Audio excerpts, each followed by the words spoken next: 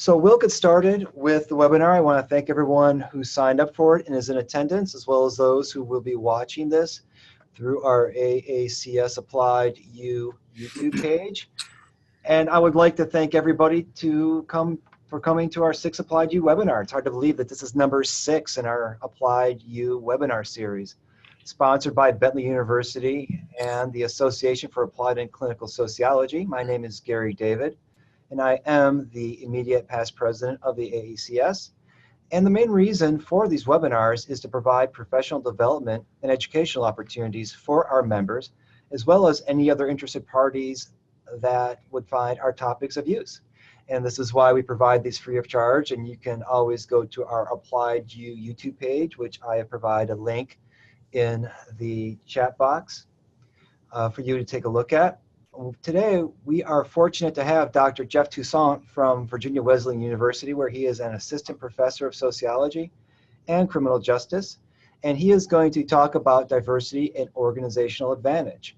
And I should mention that this webinar is based off of the professional development workshop that he gave at the 2018 AACS conference in Norfolk, Virginia. I should mention that our 2019 conference is going to be located just outside of Portland, Oregon, in Tigard, Oregon, where we will also have other professional development opportunities.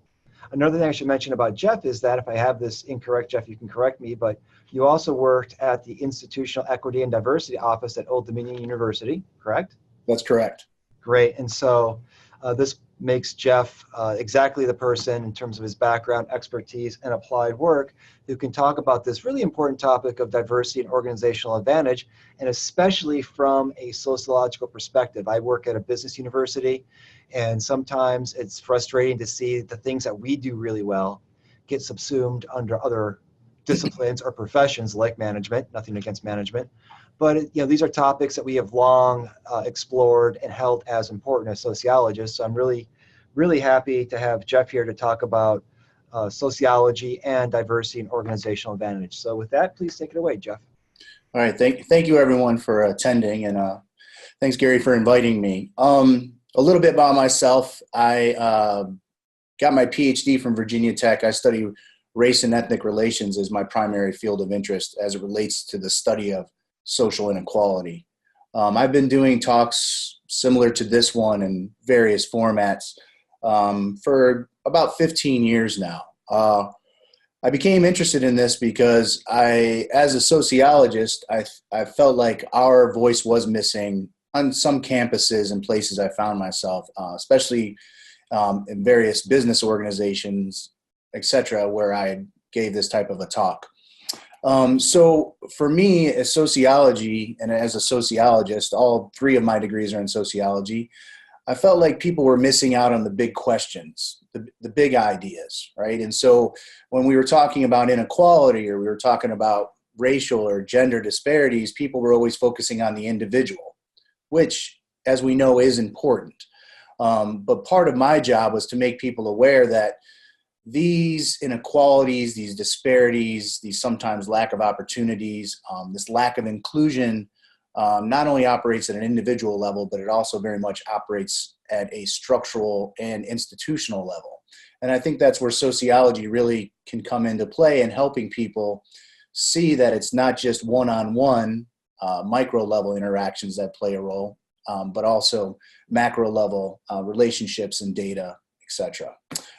Really quick, before I keep going, I just wanted to say thank you to my co-presenter, who could not be here today, Takira Collins. We had talked about it. She said, just go ahead and take it away. But she was also instrumental in helping me put together this presentation, so I can't thank her enough. So institutional diversity, organization, and institutional advantages. I often tell my students and people who I've talked about these topics with is that we live in a very diverse society. I don't care where you find yourself in, whether it's race, class, gender, sexuality, all of those intersections.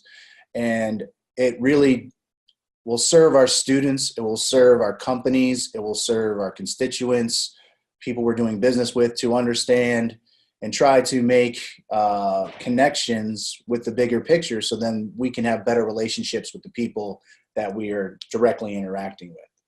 So, as Gary so kindly put up here, we will focus on diversity and inclusion. I'll try to, hopefully we have some Q&A time and we can reflect on how we think about inclusive environments and interactions. One thing that I've found for a long time is that can you go to the next slide for me, Gary? Thank you. When we talk about understanding diversity and inclusion and all this other stuff, sometimes the terms get convoluted and we just say them and we're paying them lip service, but we really don't take into consideration the depth of what we're really trying to do. And for me as a sociologist, as an applied sociologist, I really want to focus on what we can do. And for me, the theory, the research, the science helps us to understand and explain avenues, paths forward to where we can promote a more inclusive environment. Can you go to the next slide for me then?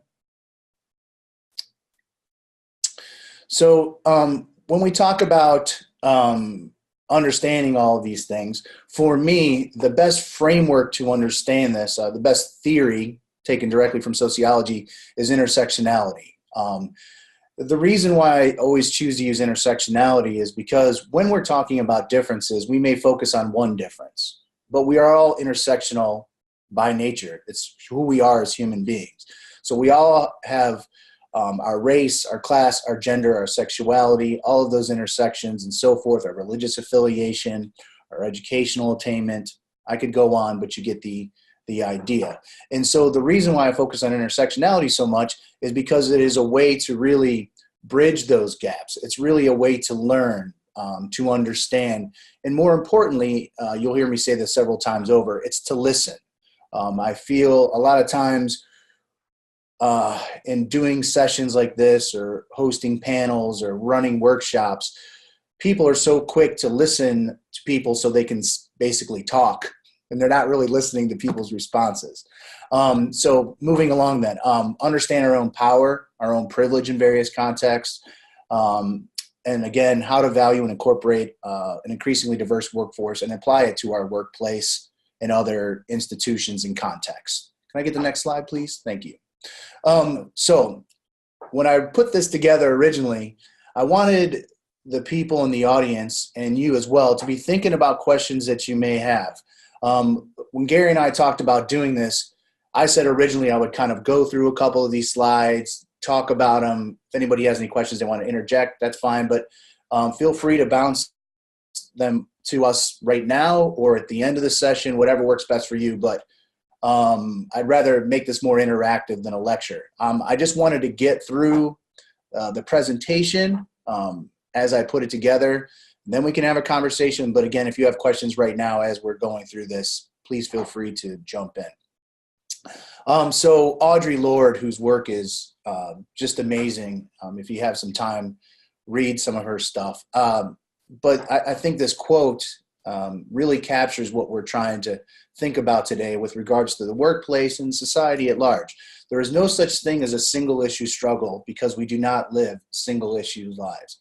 So this is really what we're talking about. Nobody is simply their race, their gender, their class, their position within your workplace. They are all of these things simultaneously. And if we really want to make a more inclusive environment, we need to take these things into consideration and find spaces, moments for people to really feel as if their voice matters, their contributions matter, so we can make our environments and more importantly, our organizations more effective and trying to reach our goals. Can I have the next slide, please? I put this in here for a little bit more of context. This is not a new idea, intersectionality, diversity and inclusion. Anna Julia Cooper, who is just an amazing sociologist, in my opinion. I took this quote, she wrote it so long ago, 1893, and it says, "We take our stand on the solidarity of humanity, the oneness of life, the unnaturalness of injustices, of all special favoritisms, whether of race, sex, country, condition." And so I won't read you the whole quote, but this idea of inclusive environment, intersectionality, understanding, listening to each other, my oppression is your oppression. Understanding your oppression helps me to understand who I am. It makes our society a better place. It makes our organizations a better place. And it really starts from within. And part of understanding ourselves and our power and our privilege is saying, I would like more opportunities. I'd like more equality. I'd like more interactions with people to promote a more inclusive society. But I also want that from the people that I'm talking to and interacting with. Can I have the next slide, please? So diversity broadly is differences in social categories like race, ethnicity, gender, and you can see all of these categories. The reason why I put this up here is more towards the end. It says these categories, the meanings and significance of which intersect, change over time. The race, the definition of race, the definition of gender, the definition of sexuality changes from time to place. And for me, it usually seems to be to the people who are in positions of power or have the ability to define these definitions. Now, in the same breath, people have agency. People have the ability to define for themselves who they are, what they believe in, their values, what part of their identity matters more than another.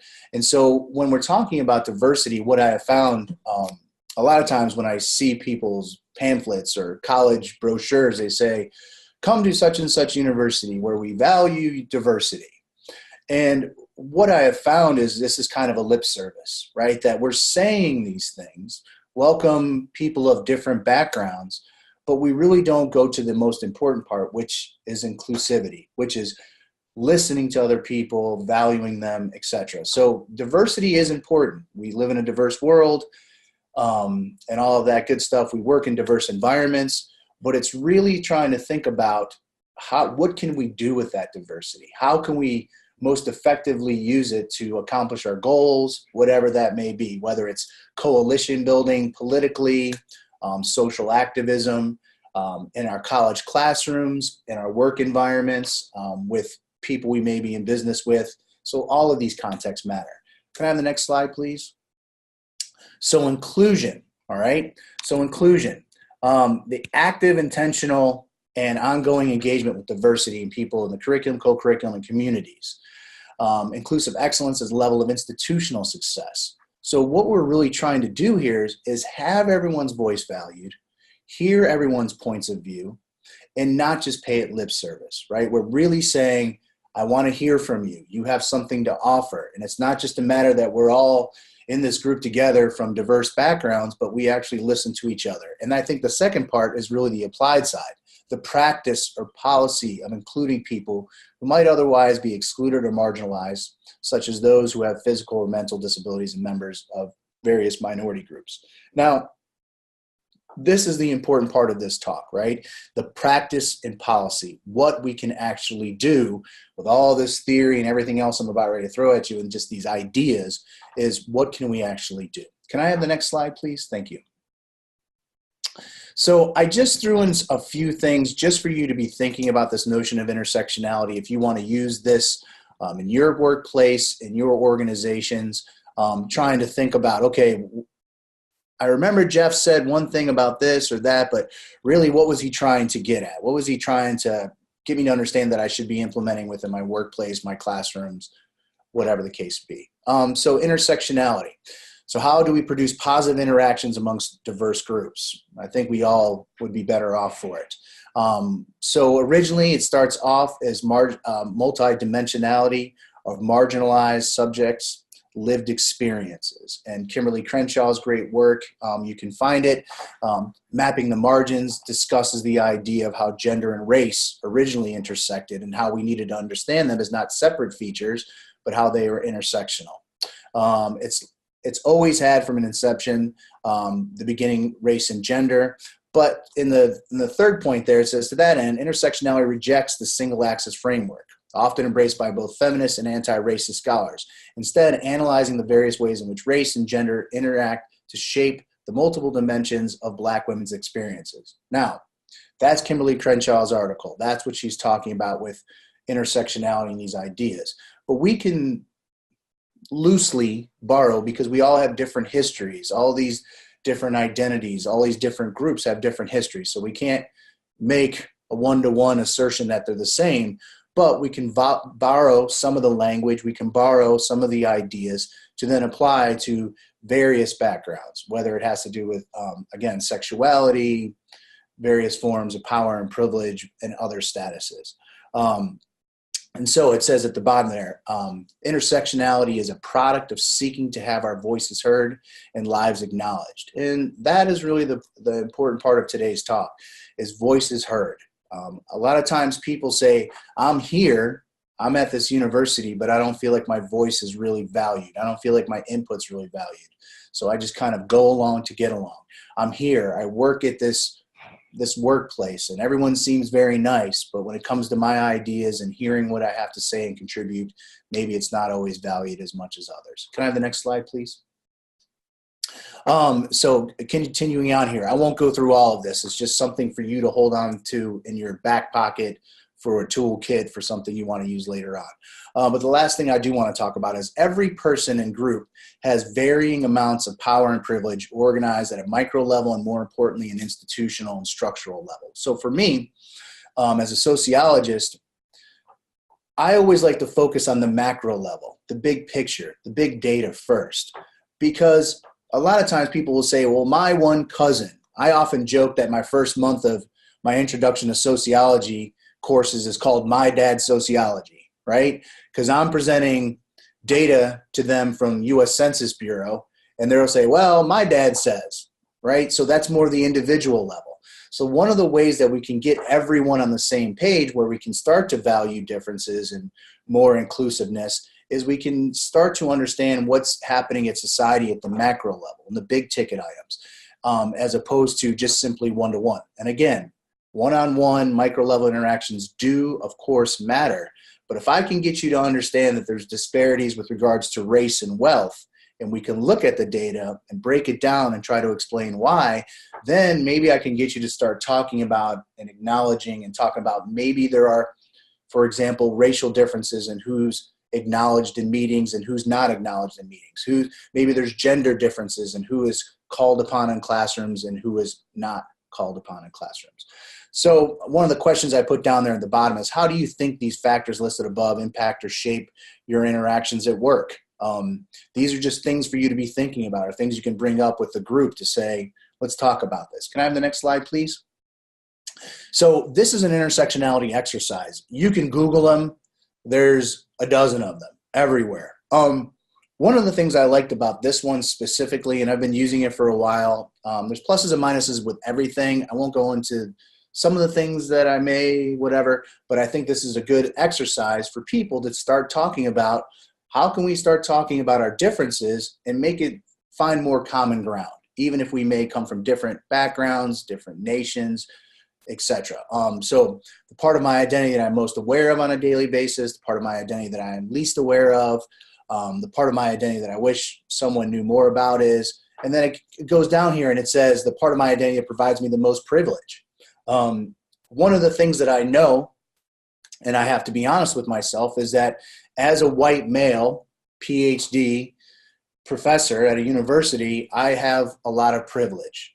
And so the first thing I tell my students when I'm teaching classes on diversity and inclusion is I try to get them to analyze and be critical of my position of power and how maybe sometimes my voice may be more valued, even if it should be equally as valued as some of my colleagues, how it plays a role in how the history of race in America, how the history of patriarchy, those intersections have played a role in how I do live a very privileged life based on a couple of my social demographic backgrounds. Can I have the next slide? I won't go through all these questions, but just a few more questions I threw in there. What identities are most important to you? How does your identity differ, or are they similar to a person who you perceive looks like you? One of the things I find in my classroom and in the work environment when I've given these talks is people often, especially in these hot topic sensitive issues, people often sit next to someone that they look like. They perceive, well, we share the same gender, we're probably going to think a lot alike, or we perceive the same race, we're probably going to think a lot alike, and all the intersections therein. But what I've found over time is that people can hold very different political affiliations even as they look very much alike, right? People can hold different opinions about the state of welfare in America, the state of poverty, even though they may both, for example, be white males, right? And so these are other questions that I was trying to get you to think about. The last question there is, what form of activism did you utilize to challenge seeing to challenge seeing others or felt as if you yourself were being disempowered or others were being disempowered. Part of our jobs, hopefully our goals, both in the classroom and the workplace, is to stand up for other people who we do see an abuse of power possibly happening, occurring, etc. Can I have the next slide, please? So now what? So now what? How can we transcend the barriers created by our experience with race, class, and gender oppression in order to build the types of coalitions essential for social change?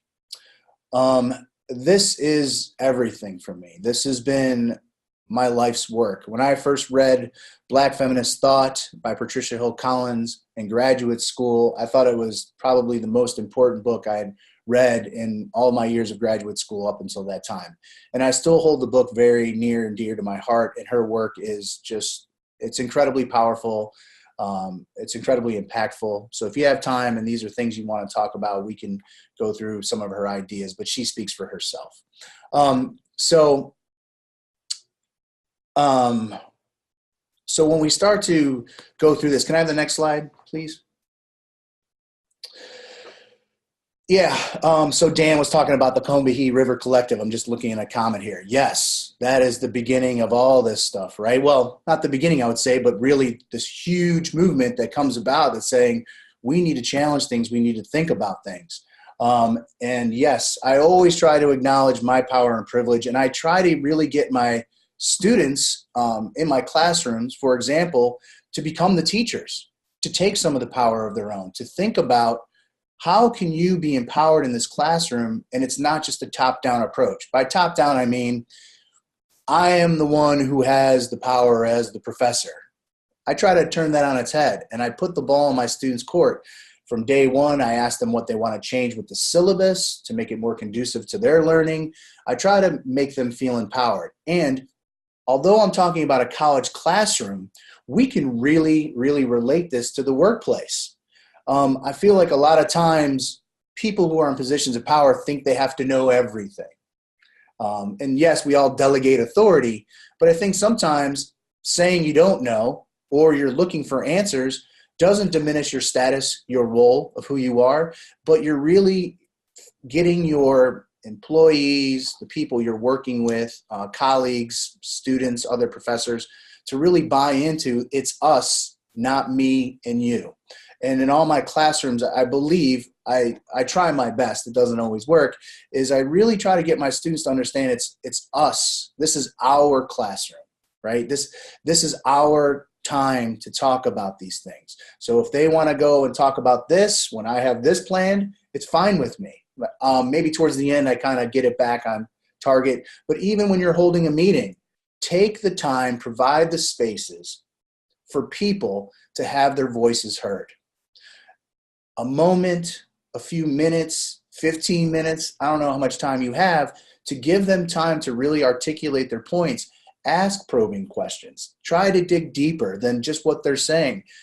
Will provide your organization, your community, your role in social activism, all these things. It'll make it better. It'll make it more powerful. And people won't just believe, as I've been saying, that you're just kind of paying lip service to them. Okay, yeah, what do you got to say? Okay, great. Let's move on to the next person. No, ask good questions. Acknowledge that you're listening to them. And if you're confused, ask more questions. A lot of times my students will ask me a question and I'm, all right, well, why do you think this? Or why do you think other people think this way? And so I'm really trying to acknowledge their power. I'm trying to acknowledge their presence in the classroom. And I always tell students, and just like you can tell your colleagues, we have a lot to learn from each other. Despite our differences, despite our power advantages, it is very much, we should make it as equal as we possibly can, right? As Howard Zinn says, right, you can't be neutral on a moving train. So I always try to make stances about things. I always try to take a stand on things, and I try to promote a climate that's very inclusive. You can do the same thing at work. Top issues of diversity and inclusion in the workplace. This is basically everything we've talked about. Respect is number one. Dealing with conflict, harassment, gender differences, cultural differences, generational differences, right? Communication differences. one of the things I try to do, I've been teaching race and ethnic relations for 18 years now. It was one of my first classes in graduate school. Oh boy. Is I try to always meet students where they are, right? I always try to say, okay, where are you in this process of understanding yourself, understanding society, and let's grow and move from there. Because if I just come in and say, oh, let's just talk about all of this stuff, I'm the expert, which hopefully I have a little bit more expertise than most people or my students. I'm always trying to find out where they are. And one of the things I do, and you may want to even do this within your organization, is send out an anonymous survey or have an anonymous form. Just type up, what do you want to talk about at the meeting? What do you want to know? And my students, in my various courses, I say at the beginning of the semester, what do you want from this class? What do you want to learn? What do you want to understand? What do you want to do for whatever, your social activism?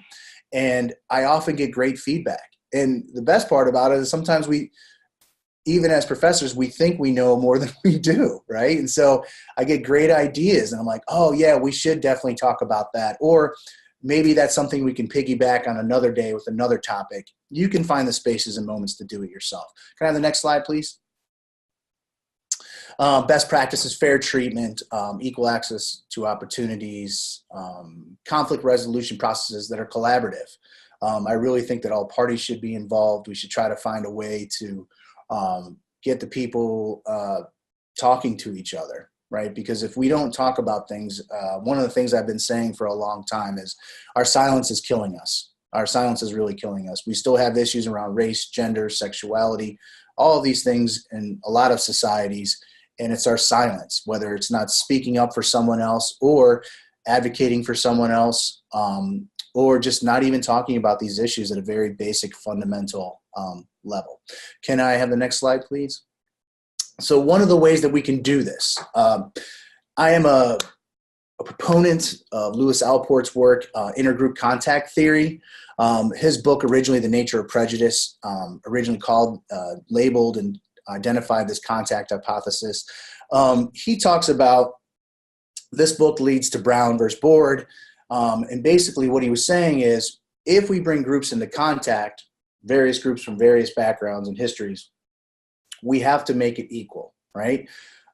We have to make it common goals, and I'll talk about that in a second. But the third point is the most important for me. It says contact must reach below the surface in order to be effective and altering prejudice. He was trying to deal with how can we reduce prejudice, which is a negative attitude. And for me, all of this work is more important than just attitudes, right? It's the actions.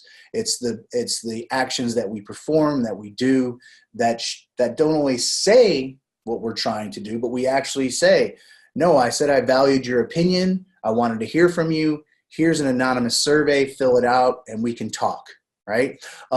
But for him, it was only the type of contact that leads people to do things together is likely to result in changed attitudes. I often tell my students, be careful if what people say that it matches up with what they're doing. Because people will say a lot of nice things. Hey, that's great. Can't wait to hear from you at that meeting. And then the meeting comes and goes, the class comes and goes, and you really never got a chance to hear from that person, or that person never really felt like their voice was valued. And so it really becomes pay attention to what people say and make sure it matches what they do.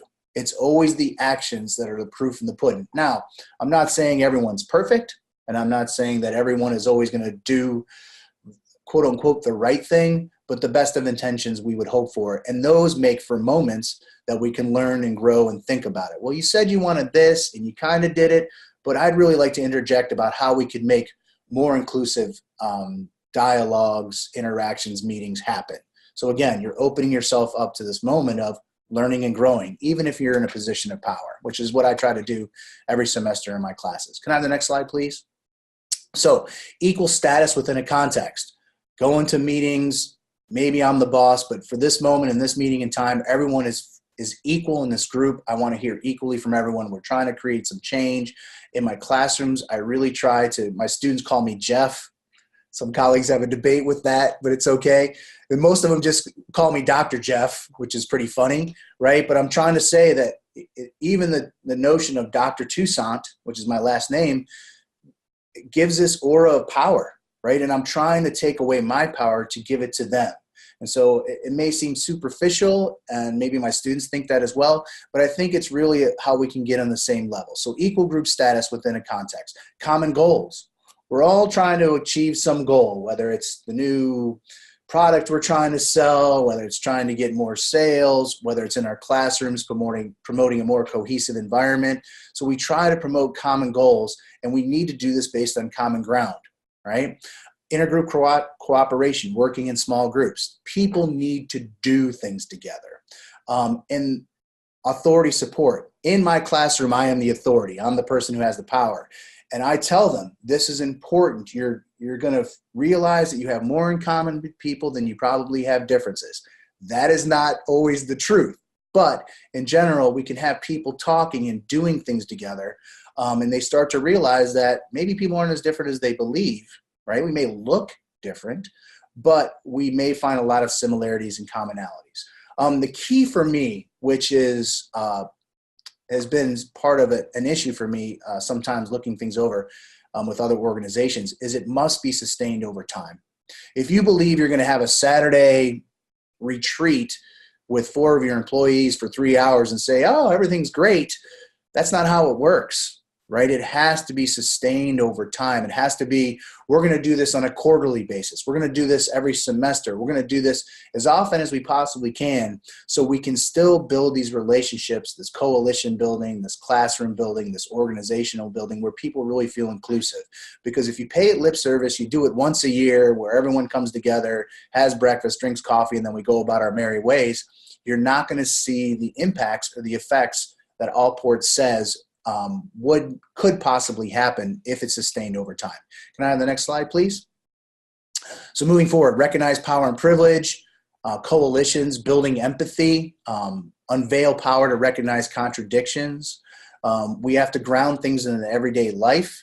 We have to think about other people's backgrounds, from everything. For me, it's first generation students, other students who may not feel as included in the classroom, whether it's students of color, various sexual orientation backgrounds. All these things I'm always trying to, as best as I can, take these into consideration, and I really try to do so through a dialogue. Can I have the next slide, please? So what you can do? Recognize your privilege, problematize, and be reflexive about yourself.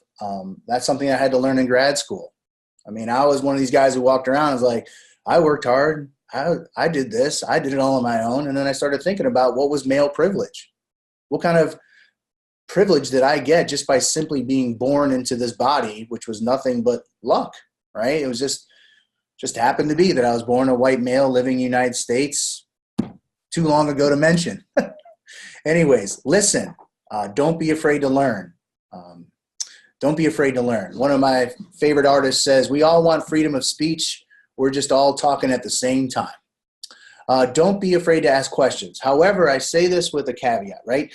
Do it from a place of genuine empathy and understanding, without essentializing or objectifying people, without saying, oh, you look like this group of people, so explain this group of people to me, right?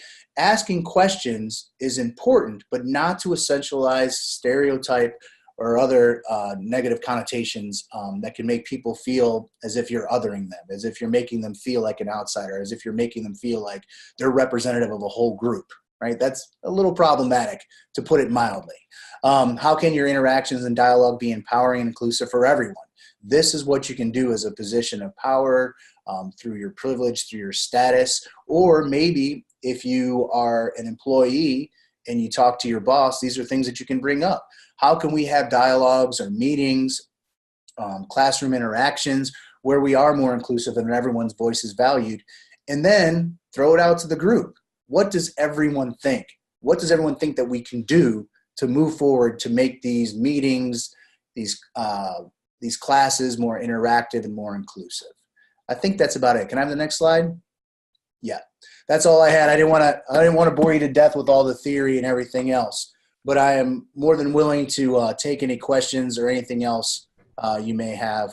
Maybe Gary, you can pull that up for me, or Sure. For anybody who wants to ask a question, please feel free to use the Zoom webinar chat box since everyone's microphone is on mute except for mine and Jeff's. And while people are thinking of questions, I mean, I really appreciated all the content you had. And one of the questions I have is, as a person who does some work in this space, do you find that organizations, especially talking about the intersectionality and all the different layers and potential elements of diversity, they start to struggle with their perceived complexity of all of it? And if so, how do you start to get them to think about how they can manage that complexity around the diversity, all the ways in which we can think about diversity?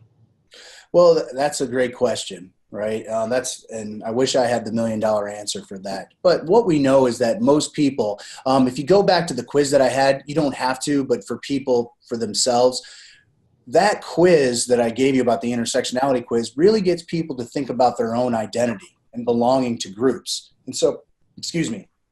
So one of the things is we can start to deconstruct, right, and unlayer some of these things that are built very much on very many different identities and connections to groups and various histories and all this. So I tell people really not to bog yourself down with 10 or 12 different identities. They may be important for you. You may be a member of all these groups, but sometimes you really have to just focus on what's most important.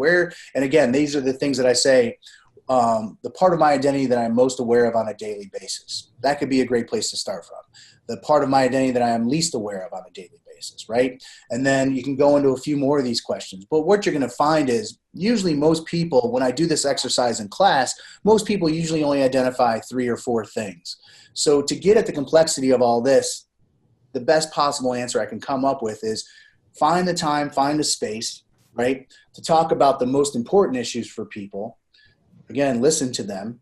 And then if there's other things that pop up, well, I wanted to say this, but there was no time for it, either make another meeting, make another session, or meet one-on-one, or, just try to just have a meeting one-on-one, and maybe then you can talk about these things. But most people know the 3 or 4 things that are most important to them and where these different things fall in, or the intersections of these identities, right? And so dealing about the intersection of race and gender, that could be its own session, or it could be its own workshop. It could be its own weekend, or whatever organizations want to do, if that really seems to be the theme that's popping up. And again, the sustained contact, the sustained work over time. You're not going to solve all these things. You're not going to make the world a better place, your workplace a better place in one sitting. You have to keep doing it, and you have to keep hammering it out. And one of the things I know from my students' perspective is when we talk about racial identity, some of them are very much, they feel comfortable with their racial identity. This is who I am. My parents raised me. This is how I am. This is how I see myself, from various backgrounds. And then there's some students in the exact same classroom who are like, I've never even talked about race. Usually white folks.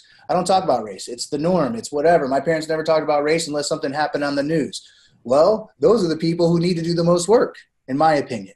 But it's these spaces and times that we make and we sustain them that we can start to open up more spaces and hopefully more time to get to the complexity of these issues. And if I can follow up on that, I was just having a conversation around this yesterday with some faculty, and this one faculty member was saying that faculty in general need to be more willing to talk about issues around diversity and advantage and privilege. And my perspective is this: I don't teach accounting because I don't know anything about it. I don't know if I want any faculty member who doesn't have a background like you have, Jeff, to engage in these conversations. And so while I think everyone needs to have an awareness of these topics and the importance of them, as a faculty member, I do start to wonder about to what extent do we want faculty to be turned loose to talk about matters of such sensitivity when they don't have the grounding in the subject matter to begin with. Yeah, and maybe I kind of misspoke. I guess I was talking more from a sociological perspective. But yes, I've held these workshops before with business professors, biology professors, people like, Jeff, I'm not going down that road.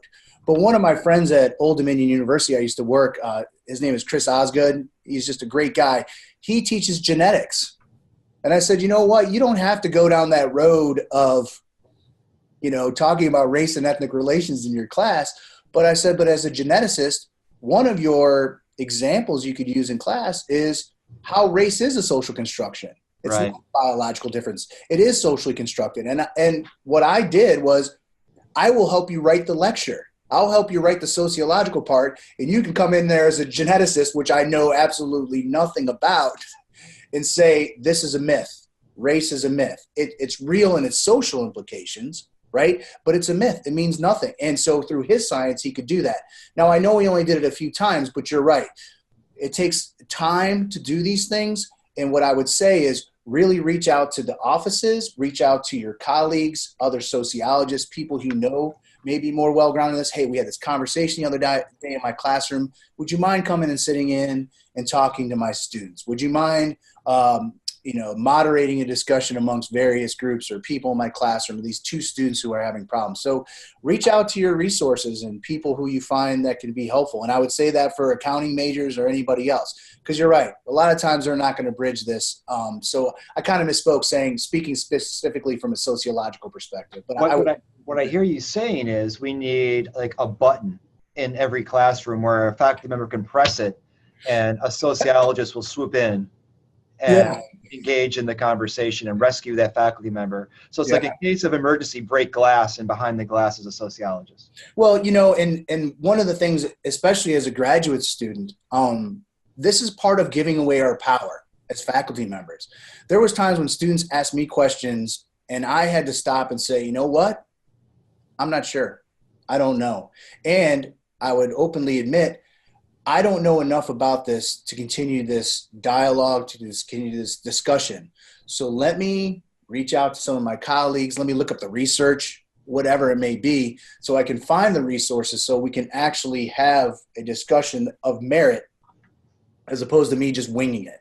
But you're right. We should have an emergency sociologist button all across America for every organization and everything else. But that's just my biased sociological opinion. Well, we're allowed to have that here. Another question, if anybody else has questions, you can feel free to put them in the chat box. Another question I have, especially today in this environment, is separating subjective experience from objective reality. So you might have somebody who says, I feel like I'm being persecuted. And you can look at them and say, yeah, you know what? You're really not. Right. I mean, and we're seeing this, replicated throughout the country where, and I'll just throw it out there, Christians are being attacked. It's impossible to be a white Christian in the United States. Well, actually, no, it's really not. And so part of the question I have for everybody, because, many of us on this webinar in the audience are instructors, how do you address those issues without alienating the voices that you also want to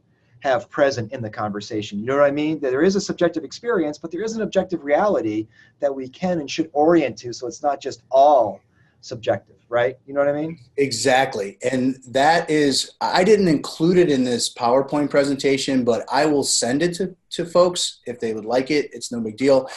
In my classes, I do a sociology quiz. And I do the first day of classes, hey, welcome to the class.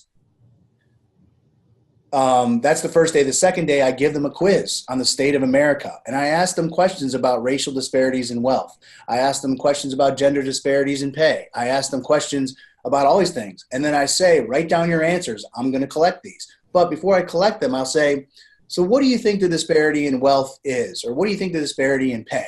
Right? And white male, well, it's women make just as much. How do you know that? Well, my mom actually makes more than my dad. The subjective. Right? But then we can use the data. The data is the tool through which we can begin these dialogues, right? We can say, this is what the data is telling us. So while your mom, your aunt, may make more than your uncle or your dad respectively, let's look at what the data is showing us and sharing with us. And so that's how we get away from me and you, and we start to talk about how society is structured and organized. And to me, that is the power of sociology. And a lot of times, so we can talk about political affiliation, right? We have to talk about politics, political power within Introduction to Sociology. And one of the things that I do is I take them to the American Society of Civil Engineers. What do I know about engineering? Nothing. But I take them there and I show them America's infrastructure report card. And I say, look at our infrastructure. I think it's a D plus, C minus overall. And before we even go through it, I say, hey, give infrastructure grades. I explain to them what I mean by that concept of our drinking water, infrastructure report cards on our schools. And then we look at the data. And I'm like, look, this isn't even a sociologist. These are engineers who looked at the numbers, crunched it. There's this many billions, trillions of dollars of a shortfall in the budget to repair our schools. There's this many bridges that are functionally obsolete. I think it's like 1 in 10. I can't remember the number, right? So you use this objective, neutral data to really bridge these differences, politically or otherwise. And I say, I don't care what your political affiliation is. How are we going to pay for the state of disrepair, our schools are in? Right? How will we come up with this? And what I can find is it takes the politics out of it, because then we're just troubleshooting and using, hopefully, sociology by the end of the discussion to really think about who are the people we're voting into positions of power, and Right. what are the decisions that they're making that have led us to this crisis where engineers, not sociologists, are saying our infrastructure is in a lot of trouble. So that's a very neutral, objective, scientific way taken out of the field of sociology to say, what are we going to do about this? Gotcha. And we actually have a question from Chris Dale, and I'll read it. Do your students really offer suggestions about tweaking your syllabi? I've asked students for feedback on my syllabi, topics, grading, etc. for many years. And at the very beginning of the semester, there are very few comments. Learned powerlessness, question mark, question mark? Yes. Paulo Freire, the culture of silence, right? They've been taught that we're right, they're wrong, we know what's best.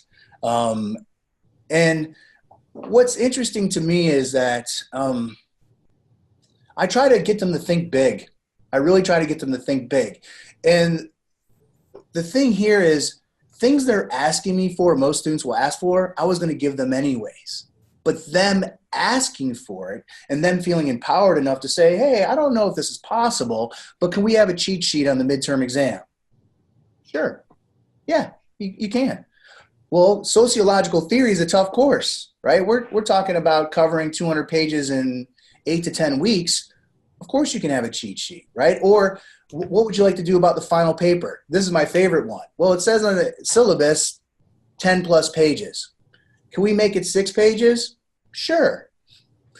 But so it makes them feel empowered. But when I give them the final handout and the rubric and the guidelines for the final paper, they realize that to be able to get an A on the paper, it's probably going to be closer to 8 to 10 pages. So you're kind of, in a way, you're not lying to them, right? You're saying, yes, I will allow you to do this, but when I give you the guidelines, and I even say that to my students, when I give you the guidelines, you'll see how much it will take to write the paper. But if you can do it in 6 pages, more power to you. And other examples, I taught a small groups and leadership class. Long story how I got into that class. But one of my students the first day of class said, we should do an escape room.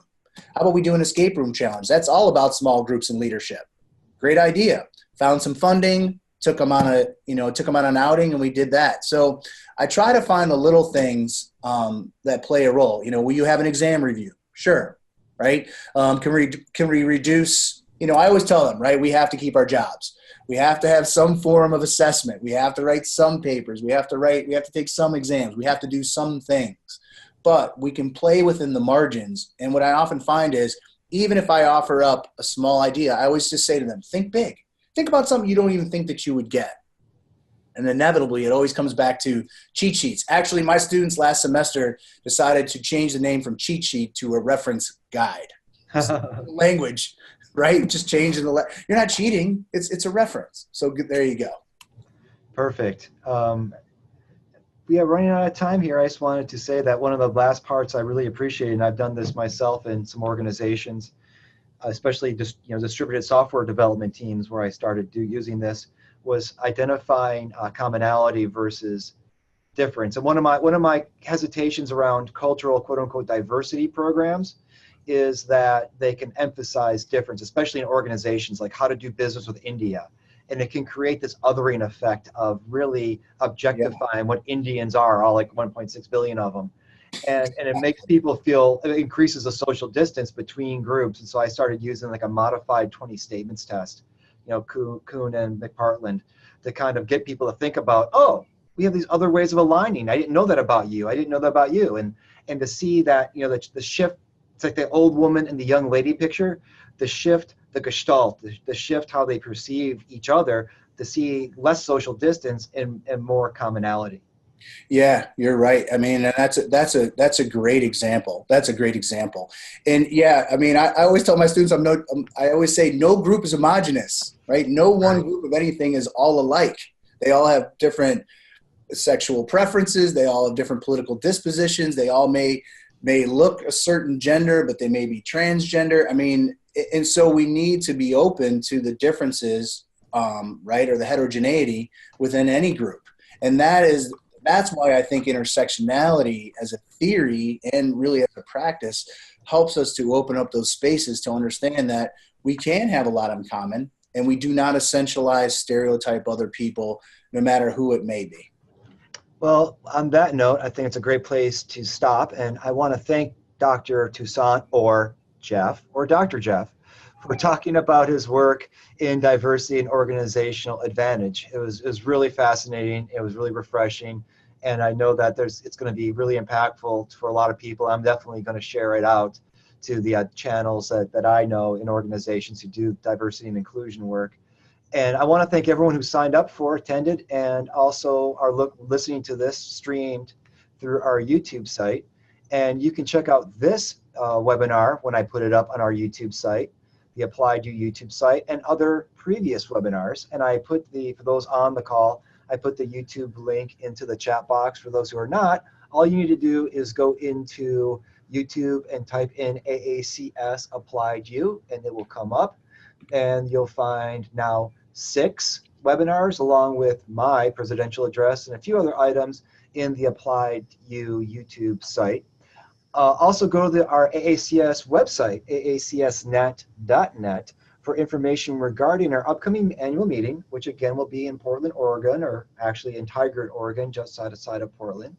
And right now, submissions are open for people who are interested in submitting papers, sessions, or even other kinds of engagements. We are in a great transitional time in the organization and exploring how to deliver the message of applied and clinical sociology to broader audiences. And Jeff also provided his email at Virginia Wesleyan University. No longer college. They've supersized it, and now it's we are university. That's impressive.